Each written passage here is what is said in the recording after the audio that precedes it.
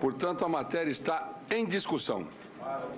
Senador Requião, provavelmente para se posicionar favoravelmente ao projeto. É o que Vossa Excelência gostaria, como Senador Aloysio Nunes, fiel do governo. Mas eu quero trazer algumas considerações sobre esses 3 fundos. Eu fui governador por 12 anos e, como governador, eu administrei o Fundo de Pensão do Estado do Paraná. O Fundo de Pensão do Estado do Paraná foi o único fundo do Brasil que não teve prejuízo com a crise. Mas também, na minha primeira administração, fui quem criou o primeiro fundo de capitalização do país.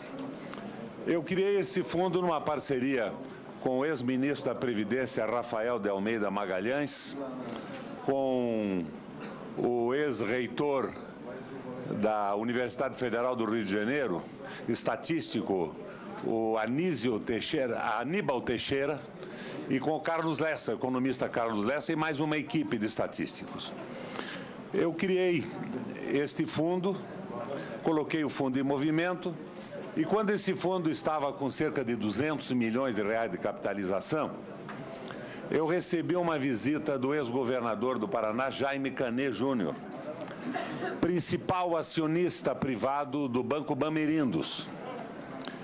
E o Canet me trouxe uma advertência.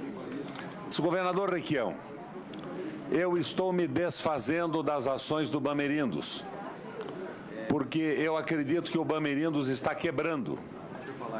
E eu soube que o Conselho Paritário de Funcionários, porque nós tínhamos criado um Conselho Paritário de Funcionários Públicos do Judiciário, do Legislativo e do Executivo, está pretendendo aplicar os recursos do fundo no Bamerindos. Eu tentei convencer os conselheiros do Conselho Administrativo que não deviam fazer isso, mas eu vi que eles já estavam cooptados por essa ideia. Então, acreditando no governador Canet, eu mandei para a Assembleia Legislativa uma proposta extinguindo aquela configuração do fundo para posteriormente mandar uma outra configuração que tirasse um pouco de poder de negociação do Conselho e abrisse para a base do funcionalismo, que poderia ter uma visão mais crítica segundo os seus interesses das aplicações. Logo, mais adiante, o Bamerindos quebrou. E a Assembleia me aprovou, então, a extinção do fundo para retomá-lo mais adiante. O Bamerindos simplesmente faliu. Agora, eu estou dando uma olhada na economia do nosso país e na economia do mundo. A China diminui a sua meta de crescimento de 13,5% para 7,5%. Os empresários brasileiros têm cerca de 240 bilhões de reais aplicados em letra do Tesouro. Não investem produtivamente porque têm medo e não investem na Bolsa, na certeza de que podem perder dinheiro. Não é dúvida, é quase uma certeza. Os Estados Unidos quebrou em função da falência da financiarização da economia. E aquela ilusão dos lucros da Bolsa, que acabavam desaguando em prêmios maravilhosos para os executivos, acabou. Então, quando eu vejo que o governo quer criar um fundo para colocar em capital de risco o dinheiro do funcionalismo público, eu me assusto. Esse fundo só pode ter uma finalidade, que, se confessada, até seria passível de discussão: capitalizar empresas com aplicações. Esse fundo abre a possibilidade de ser administrado por fundos de investimento e pela banca privada. Os lucros fantásticos do capital financeiro encerraram na história do planeta Terra. E esse fundo já foi ensaiado em outros países. Foi o fundo do Milton Friedman no Chile. Quebrou. Ele é mais amplo que o nosso, portanto, com a possibilidade maior de atomizar investimentos e consequente diminuição do risco de perda. mas os chilenos hoje só recebem de 30% a 35% do valor das suas aposentadorias, porque o fundo explodiu no Chile. Com as ideias do Milton Friedman, ele foi também para o Menem na Argentina, e o fundo da Argentina quebrou. Quando eu extingui esse fundo de capitalização, eu passei a administrar como governador, porque fui governador por 3 vezes, não consecutiva, mas por 2 vezes consecutivas e um intervalo no Senado, o fundo de repartição do Estado do Paraná. Qual foi a primeira providência que eu tomei, olhando a circunstância da economia do Brasil e do mundo? Eu proibi o Fundo de Investimentos do Paraná, porque a situação de governador me dava esta capacidade de investir em qualquer coisa que não fosse letra do Tesouro. E o Fundo de Investimento do Paraná foi o único fundo que não perdeu dinheiro com a crise. As perdas fantásticas da Previ e dos fundos públicos do Brasil são conhecidas.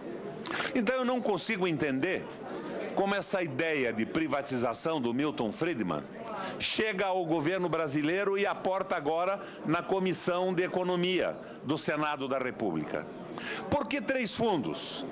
Se nós, quando pensamos em investimentos coletivos, imaginamos que a concentração dos recursos possibilita a atomização das aplicações e a diminuição do risco. 3 fundos, um para o judiciário, um para o executivo e um para o legislativo. Significa uma dificuldade e a perda da escala e da atomização possível. Enfim, presidente, eu quero me manifestar frontalmente em defesa da aposentadoria do funcionalismo público do país, contra a existência desse fundo de capitalização de fundos de investimento e exclusivo favorecimento na prática, talvez não seja a intenção, dos bancos e dos rentistas.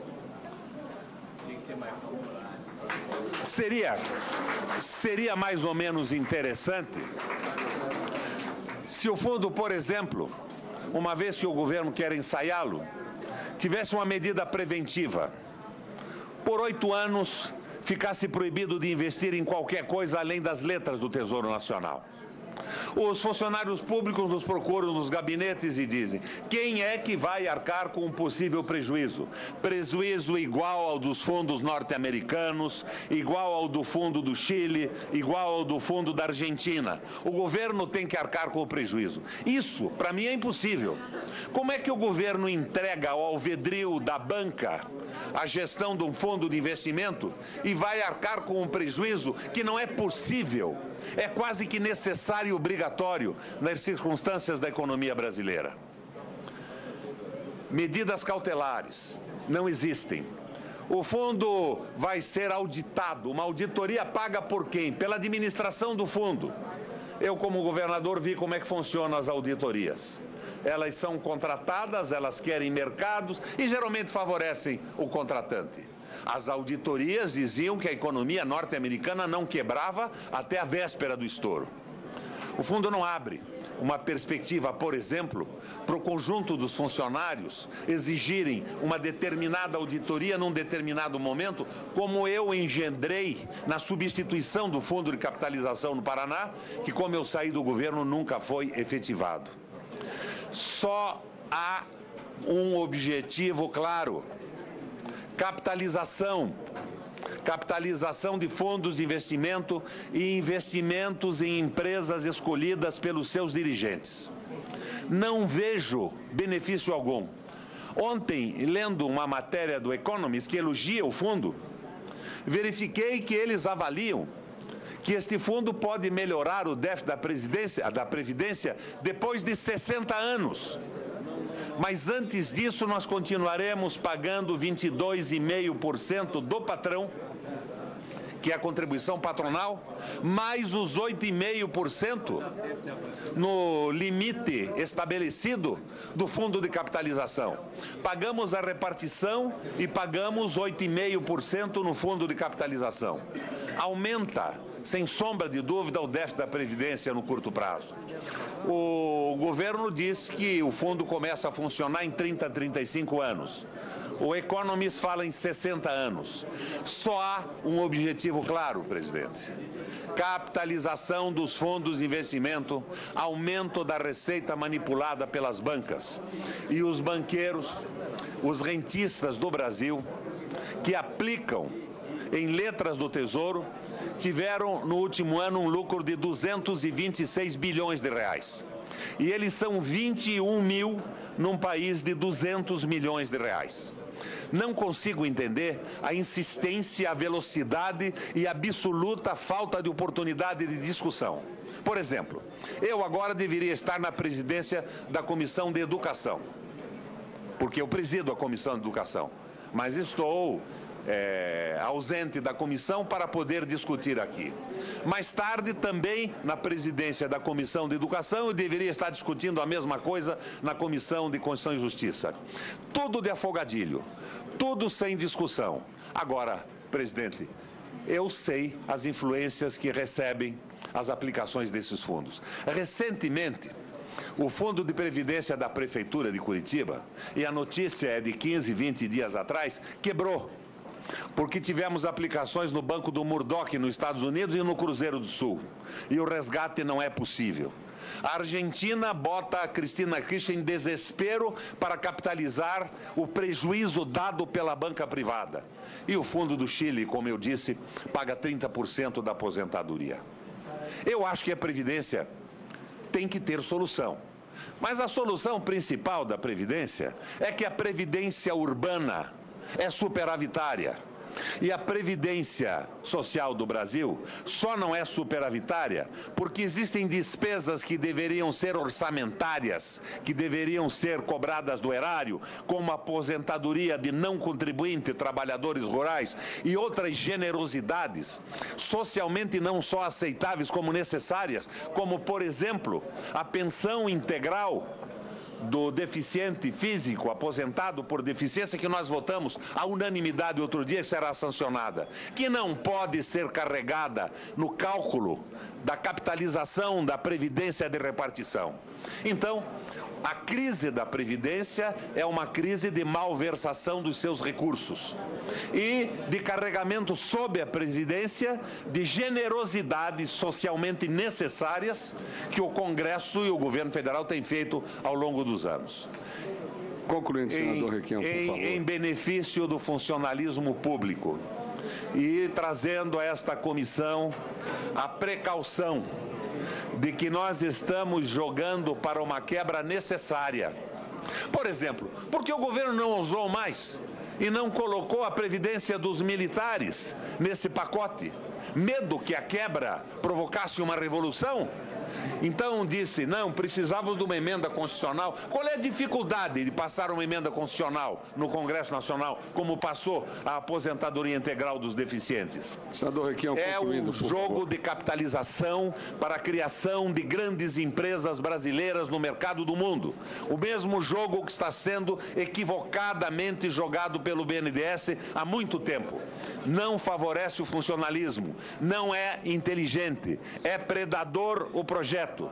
E, portanto, eu me manifesto de uma forma desfavorável e garanto ao plenário e à comissão meu voto contrário. Na Comissão de Constituição e Justiça e no plenário do Senado.